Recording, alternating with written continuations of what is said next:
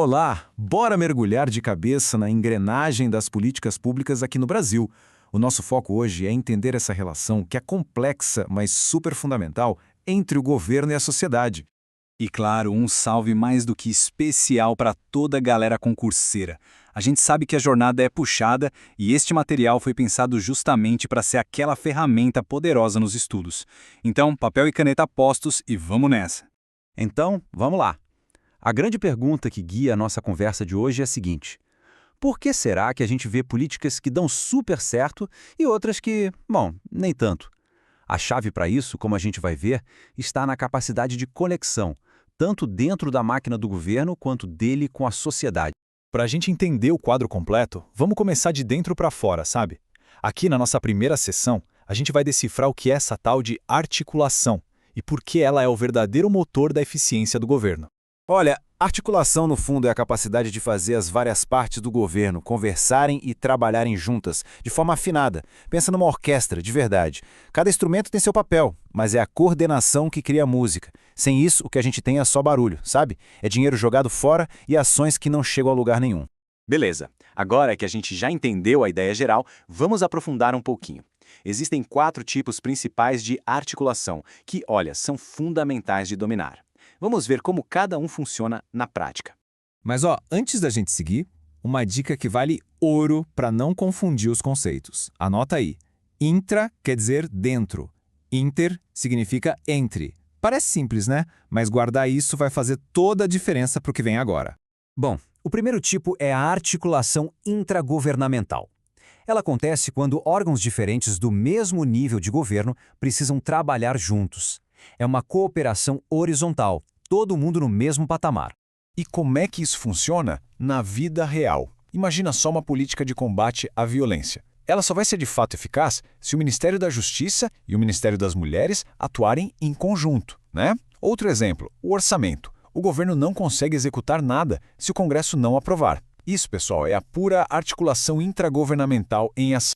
Agora vamos para o segundo tipo, as relações intergovernamentais. Aqui a conversa muda, ela é vertical. No nosso sistema, o tal do federalismo cooperativo, a União, os estados e os municípios têm suas autonomias, mas eles precisam colaborar para que as políticas cheguem lá na ponta, para quem realmente precisa. O SUAS, que é o Sistema Único de Assistência Social, é um exemplo clássico disso. Funciona assim: a União define as regras gerais e manda o dinheiro, os estados e municípios executam os serviços lá na cidade, nos CRAS que a gente conhece, e os conselhos, que têm participação da sociedade, ficam de olho em tudo. Cada um com seu papel, mas tudo integrado. Beleza, agora vamos dar um zoom, olhar ainda mais de perto. A articulação intraorganizacional acontece dentro de um único órgão. É a comunicação entre os diferentes setores de uma mesma secretaria, de um mesmo ministério. Pensa numa secretaria de educação.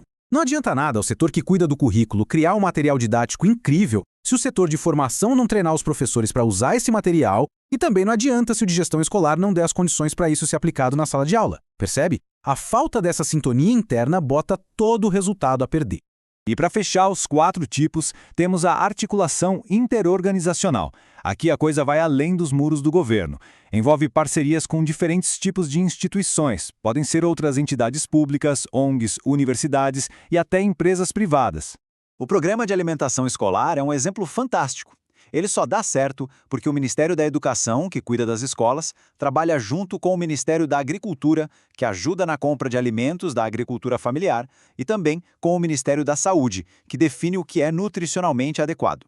São várias organizações com um único objetivo. Certo. Até aqui, a gente entendeu como a máquina do governo deveria se organizar por dentro.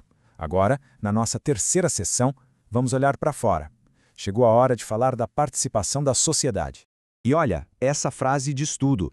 Quando a sociedade entra em campo, a política pública deixa de ser só uma coisa do governo e passa a ser de todo mundo.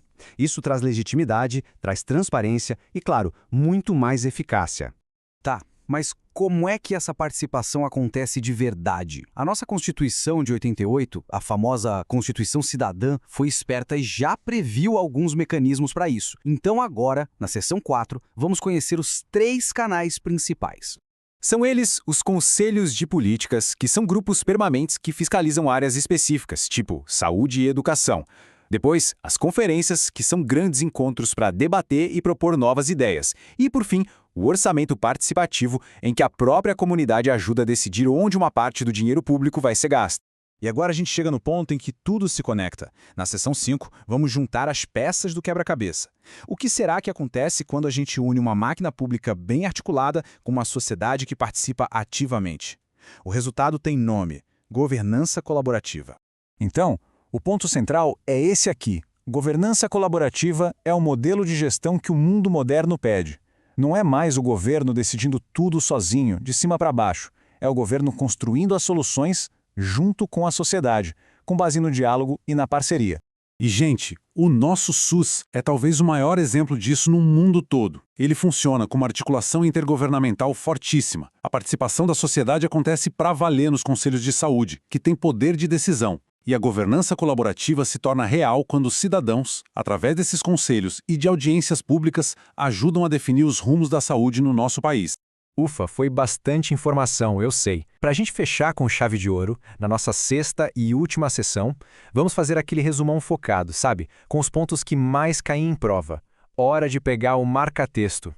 Anotem aí, pessoal, estes termos são chave: federalismo cooperativo, controle social e governança colaborativa. E fiquem de olho nos tópicos que as bancas de concurso simplesmente amam. Exemplos práticos de articulação entre União, estados e municípios e qual é a função exata dos conselhos e das conferências. Dominar isso aqui é garantir pontos preciosos na prova. E para a gente terminar, fica aqui uma reflexão. Com todas essas ferramentas em mente, se fosse possível ter o máximo de articulação governamental e de participação da sociedade, qual política pública deveria ser a prioridade número 1 para uma grande transformação no Brasil? E é isso, pessoal. Chegamos ao fim da nossa análise. Se este conteúdo ajudou nos seus estudos, não esquece de deixar aquele like para fortalecer o nosso trabalho. E claro, considere se inscrever no canal para não perder as próximas explicações. Bons estudos e até a próxima!